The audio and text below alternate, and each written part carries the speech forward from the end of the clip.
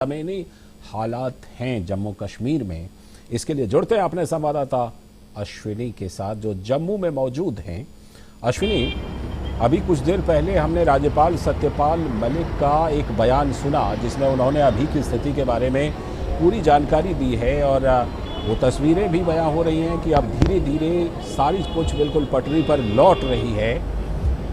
सोमवार को जैसा कि हम जानते हैं कि 12 तारीख को ईद उल अज़हा है, उसके लिए क्या लोग तैयारियों में जुट चुके हैं और अपनी ज़िंदगी में इस उत्सव को, इस त्यौहार को मनाने के लिए बिल्कुल सामान्य हो चुकी है स्थिति?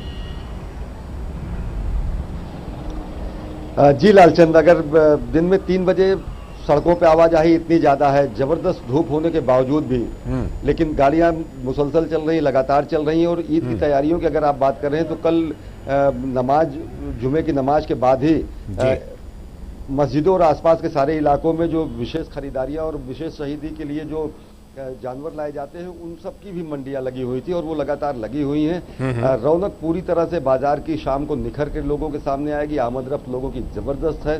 धारा 144 हटाई जा चुकी है। स्कूल यहाँ पर खुल चुके हैं। जम्मू से सटे हुए उधमपुर, सांभा और कठुआ में कल ही स्कूल खुल गए थे। किसी तरीके की कोई निषेधाज्ञा पूरे शहर में नहीं है। जनजीवन पूरी तरह से सामान्य है।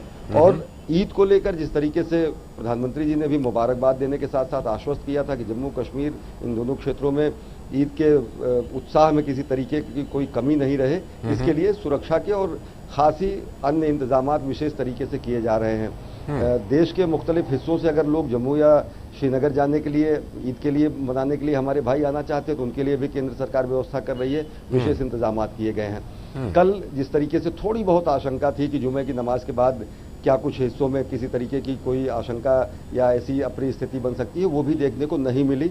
यानी कि पूरी तरीके से लोग आश्वस्त हैं, पूरी तरीके से लोग निश्चिंत हैं, पूरी तरीके से लोग अपने दैनिक कार्यों में लगे हुए हैं। जम्मू में तो और जम्मू के आसपास के जिलों में किसी तरीके की कोई भी चुनौती सुरक्षात्मक दृष्टिकोण से या शांति व्यवस्था को लेकर नहीं दिखती है। जनजीवन एकदम सामान्य है। हाँ, ये है कि स्कूल कॉलेज खुलने से इसके पहले बैंकिंग सेवाएं या सरकारी दफ्तर या इसके अलावा चिकित्सा सेवाएं, वो तो जब निषेधाज्ञा लागू थी तब भी लगातार चल रही थी। लेकिन अभी किसी तरीके की कोई भी ऐसी स्थिति नहीं जिसको विपरीत प्रभाव पड़ने के लिए कहा जाए।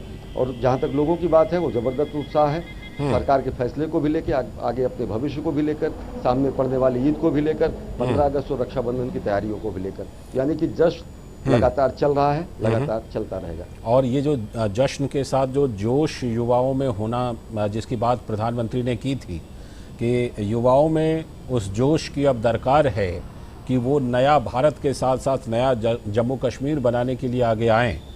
युवाओं से आपकी बात हुई होगी, आप वहाँ पर लगातार बने हुए हैं, जाहिर सी बात है समाज के सभी हिस्सों से आपकी बात हुई होगी। युवाओं में आप ख़ास तौर पर क्या प्रतिक्रिया देखते हैं, किस तरह का उनका नज़रिया है और क्या उनमें वो जोश, वो जज्बा दिखाई पड़ रहा है? जी, युवा अपना एक असीम भविष्य सामने देख रहे हैं। युवा एक असीम शक्ति भी अपने आप में देख रहे हैं। युवा बेहद आश्वस्त भी दिख रहे हैं। और युवा जो कि यहाँ पर थे और जिनको यहाँ के शिक्षण संस्थानों में, यहाँ के मेडिकल कॉलेजों में, इंजीनियरिंग कॉलेजों में दाखिले मिल जाया करते थे, उनको अब ये लग रहा है कि नौकरियों के लिए बाहर जाने की आने वाले 5 साल 10 साल में ऐसी स्थितियां बन जाएगी कि उनको यहीं पर अपने ही निवास स्थान के आसपास नौकरियां भी मुहैया होंगी, क्योंकि बड़े अच्छे स्तर के अस्पताल, बहुत अच्छे स्तर के निवेश के बाद जो है औद्योगिक कारखाने या दूसरी चीजें लगेंगी। यानी कि भविष्य को लेकर वो बेहद आशान्वित हैं। लद्दाख के बड़ी संख्या में बच्चे भी यहाँ पढ़ते हैं। कल कई बच्चों से हमारी बात हुई, वो कह रहे थे कि काफ़ी कुछ बच्चे यहाँ से वापस लद्दाख चले गए थे। अब जबकि स्थितियाँ एकदम पूरी तरीके से माकूल है, फिर जम्मू की तरफ लोगों का रुख हो रहा है।